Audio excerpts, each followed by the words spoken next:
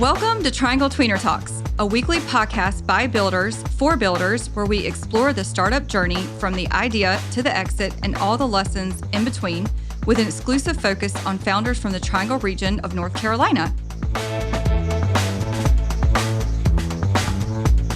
Hi everyone, welcome back to Tweener Talks. My name is Rebecca and I work with Scott Wingo at the Tweener Fund. Today we're here to get you excited for Raleigh Durham Startup Week. Whether you're a founder, executive, or just someone trying to up their leadership skills, today's episode is for you. I'm joined by Katherine Krupka, a leadership strategist and executive coach who helps founders and execs unlock deeper levels of wisdom and perception. She's worked in high-stakes international leadership, led major global initiatives, and completely rethought how leaders navigate uncertainty and inspire their teams. She's bringing all of that information to Raleigh Durham Startup Week as a keynote speaker. Thank you for joining us today. I'm so excited, Rebecca. Thanks a lot. This is going to be an amazing, amazing startup week. So you've worked with leaders all over the world, from embassies to startups. What's the biggest misconception people have about leadership? You know, I've been more years than I even want to say in all of this. And I would say the common misperception that I've seen is a thread through everything from, the one person solopreneur to the big Russian oligarchs I've worked with, is that this idea that breakthrough leadership isn't just about what you know and what you do, but it's about really at the base about what you perceive and how you process that. I know that sounds a little weird, but stick with me. If you think about, we're trained as leaders to think about decisiveness, strategy, systems, management, the algorithms, and all of that stuff is important for sure. But really what makes a difference, right? What's the good to great is perception, how we perceive, and the follow-on things from that, the decisions we make, the culture we set, and the outcomes that we end up achieving. I have my favorite story really around this isn't actually a business story, but you'll see how it relates just a second. I was living in Puerto Rico at the time and had gone to a concert just outside the city. We had taken the train. And on the way back, it was a great salsa concert. On the way back, the train just stopped, right? There was a malfunction or something. The train stopped. And within, for maybe like 5 seconds, people were kind of looking at each other, wondering what to do. And then someone broke into song, right? They were just singing one of these songs from the concert. And another 5 seconds later, the whole train car was up and dancing. Everybody was laughing. It became a party right there on the stalled train. Everybody had a great time. It was joy. A week later, I was up in DC on a business trip and on the Red Line Metro, which stops on a regular basis when it's not supposed to. And like right between like DuPont Circle, Farragut North, the train stopped. And it wasn't 5 seconds before everybody in that train car was cursing under their breath, saying how horrible this was, saying how terrible this, that, and the other thing was. Just the whole thing got so heavy that your body just, I don't know. It's like you fold in, right? You constrict within. And the story here is that the same situation can be perceived in different ways with entirely different outcomes. You already know the rest of the story, right? What is the ripple effect for each of those people who then goes home or goes to work, says something mean to the barista, or is now upset when someone comes and brings a question to them, or when they go into that sales call and get a difficult question, the energy, the feeling, the state that they're bringing to that is different. So the management of our perception, the awareness of what that is what I like to call our inner game. And that inner game is really the operating system on which all these, what I would call apps, which is all the external stuff, right? The systems, the software, the funders, having all our ducks lined up, the team, the customers, the product, all those things sit on top and run on top of this operating system.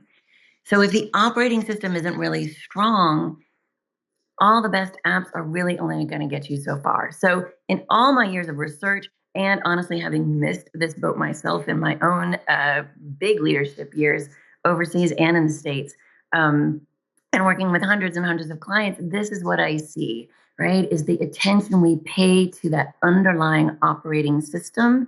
That's what really makes the difference, what's the good to great, or what I say is taking functionaries to visionaries. That's really interesting. I was talking to Phil, the other keynote speaker that we featured from Raleigh Durham Startup Week. And he spoke about, like the brain and how like brain science is important to entrepreneurs and executives and leaders. But something that I liked from his conversation that we were talking about is that it's the same brain, right? Whether you're in a business or whether you're at home with your family, it's your same brain, and you can change your concept and your mindset within the same brain. It's like the same thing that you're speaking about here. Like it didn't have to be an example of a business. It was just an example on a train. Like those leadership skills are applicable everywhere in your life, not just. You're absolutely right, Rebecca. And I really think about these things as muscles, right? And if I cultivate a muscle, that muscle works for me in all aspects of my life, whatever I'm doing, that muscle is then there for me.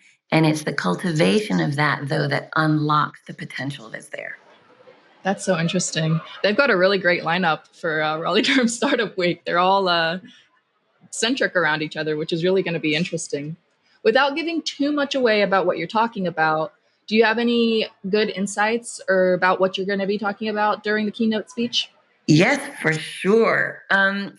Where I'm going to help these founders go is going back to this sort of muscle concept, is that most of us as leaders and as business people, and I think maybe even especially as founders, are taught a lot about, again, like what I was talking about before, all the strategy, all the management, all the conscious thought, right? The logic, the data, all these decision-making tools and the speed with which we need to be making those decisions. True. If we go back to this muscle idea, I'm going to talk about it as working with that conscious mind, right? The logic, the quick thinking, the mental models, all of that stuff. We're going to think about that as a bicep, right? And most of the attention I see goes to building those biceps. And all that's good. A bicep can get you a long way and do an awful lot for you. But where we're going to go in this talk is the inner game side of it, which is leveraging the intuitive intelligence, leveraging the unconscious potential in the mind in an intentional way, which is like adding a tricep, right? So if I've just got a bicep and no tricep, I can do a bunch of stuff, but I really am kind of limited. If I've got both of those, suddenly I'm stronger, I'm more stable, I'm more balanced, and a lot more powerful. So what we're going to be the entire system exactly like it should be used. Exactly. And we've really, there's no criticism, but the past, I'd say probably 40 years, in business especially, but in other areas as well, our emphasis has really, really been completely on a relatively narrow sphere, right, of operation.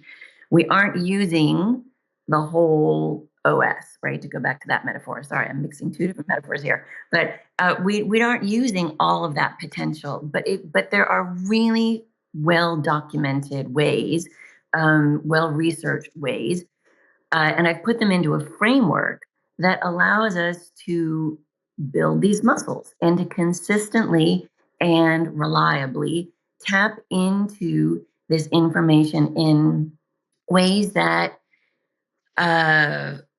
give us greater power, greater leverage. They allow us to make decisions faster. There are also studies that show that when we're working from a cultivated intuition, people have greater reliability, greater numbers of right answers when there's a specific right or wrong, a yes or no in the questions that are being tested with. So we actually have more decision-making capability. We've got more speed.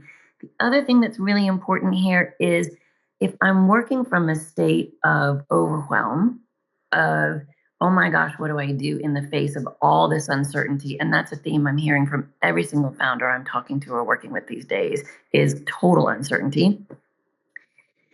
Tuning into that unconscious awareness, to the intuitive information, which I'm going to separate out. This isn't like emotional feeling. This isn't woo, calling on some, spirit in the air or something like this. This is really serious stuff. But as we tune into that, we have access to way more information and way more ability to not just make decisions, but to see possibilities.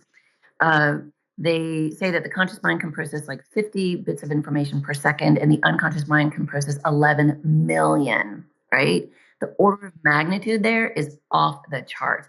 If I could adapt my operating system to be able to access that information, those patterns, those awarenesses, those connect the dots, those sensory things that we're taking in all the time, but that we don't even consciously register. My capacity to see what's possible out there, to know whether this is going to be a better move or this is going to be a better move, or my ability to hold a state and be able to share that with my team or to convey that to funders is entirely different, right? So what we're going to be doing in the talk is actually giving people this framework and ways that they can start building this muscle so that they've got all the power of their operating system. We've got two metaphors in one sentence there. Build the muscle so they've got all their operating system and not that they're not limited in these states. So you've convinced me, but for those who are still on the fence about Raleigh Durham Startup Week, why should they go to the event and why should they hear your talk? For sure. Why they should come to the event is because it is the coolest and biggest and most broad event that I know of like this in the region. I mean, all of the different things that are going on, right? Those of us who are giving keynote talks, the pairings with funders, all the different stuff going on sounds amazing, both in Durham and in Raleigh. I'm going to be there for the whole event, even though I'm just speaking and working on that one day, but I'm excited to participate in all of it. So everybody should go to take advantage of all of that. Why I would invite and encourage people to come to my particular speech would be that if you are a founder and you're making high stakes decisions, you're having to move quickly, you're having to get all of these different pieces together. I'm going to make the case that your biggest leverage isn't another hack. It's going to really be upgrading, if you will, or optimizing your internal operating system. And we are going to make this useful. We're going to give you tools that you can use right away. And these are going to help you navigate this uncertainty to be infectious in a positive way with all of those people around you, and for you to stay centered, calm, clear, and confident as you're making what I know are like 1,000 decisions every single day.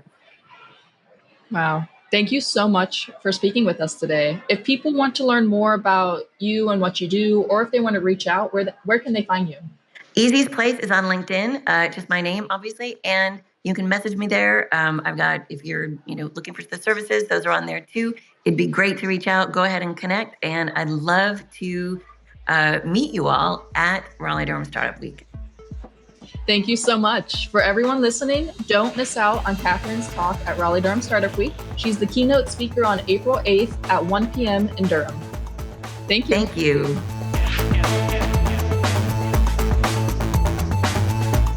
For more Tweener content, check out the Triangle Tweener Time Substack at tweener.substack.com. For more Tweener content, check out tweenertimes.com. Thanks for listening, and we'll see you again soon on Triangle Tweener Talks.